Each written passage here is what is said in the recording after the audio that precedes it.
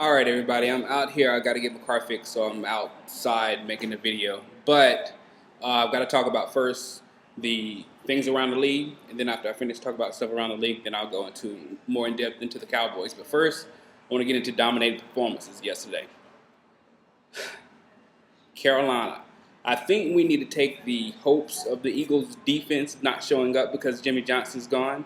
I think this year, especially this year, the year after he passed, it kind of energizes people. So they're out there doing it for him. So their defense just absolutely amazing. So that was a dominating performance. Good job for the Philly defense. On the flip side, the New Orleans offense was absolutely sick. But the defense looks like it's the same defense of last year, so they might have the same problems. But they get some kind of production out of that defense, they'll go far. The only thing about the New Orleans Saints is that you cannot go deep into the playoffs without a really good defense unless you're really lighting it up on offense, like the Patriots, which they look like they might be able to. Another dominating performance yesterday, Minnesota. And I'm just going to talk about Minnesota's running game because that was really what was dominant yesterday. And this is the kind of thing I was saying about Brett Favre.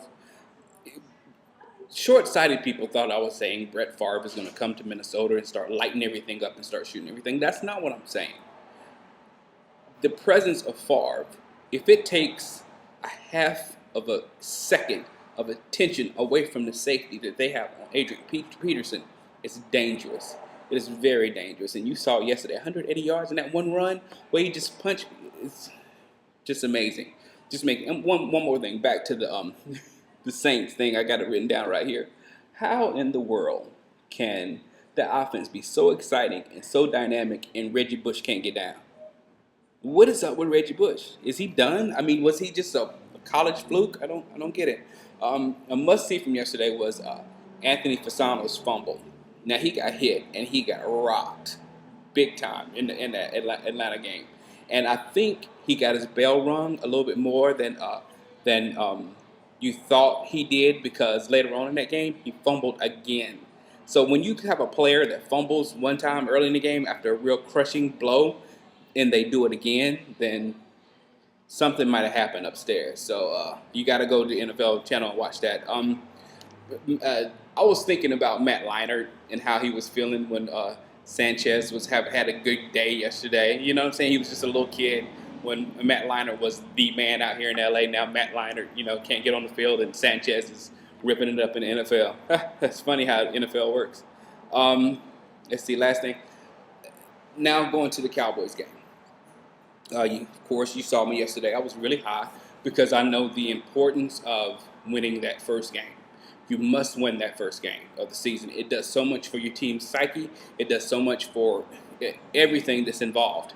However, if I'm coach of the Dallas Cowboys, and I saw especially the defensive coach Wade Phillips, and I saw what we did yesterday. Today, I'm in the locker room throwing stuff. I'm so angry. I'm just livid angry because it was my defense that looked bad yesterday. Everything else was okay, but it was my defense that really looked bad yesterday. So I'm all over that.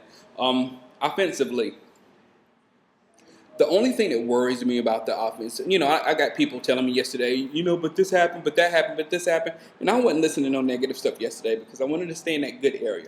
Today, I wanted to address some of the stuff because it wasn't that fluidity in the offense. Because if we didn't have those big plays, I'm not sure we could have done what we did. You know what I'm saying? And on second of that, if Tampa Bay didn't make so many mistakes, I don't know if we could have done what we did. However, the good silver lining on the whole thing was the fact that if they made a mistake, Tony Romo was on it. That is so impressive. That is so impressive for the future because you see the process happening up there and you see his decision-making skills getting better, or you see a good decision made by Tony Romo rather than focusing on all the bad decisions that he does. So it was really good to see a lot of that stuff. However, we beat a team that made a lot of mistakes. I like Raheem Morris, but God, he's got a lot of explaining to do, man. There's no way that touchdown to Miles Austin, there's no way we should even got that ball back. I mean, they quit there at the end of the second quarter. We were ready for halftime. They just mailed it in right there and didn't even try to get a first down. So we called timeout. You punted at us, and we went down the field and we scored on you like that. Bam. That should have never happened. They should have never stopped running the ball on us. Why? I think they got juiced up because of those nice catches by Clayton. But you can't if you're running the ball successfully, don't stop running. Listen to Jason Garrett. I don't care how good and how pretty the pass is. If the running game is working, you keep going. Period. Point blank. I think that is all.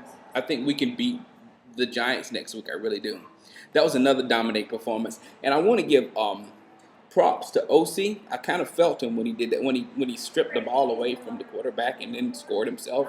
It's kind of crazy. And Cadillac, I would have really enjoyed watching Cadillac if it wasn't against us. But those two guys, man, I had to feel it for those two because they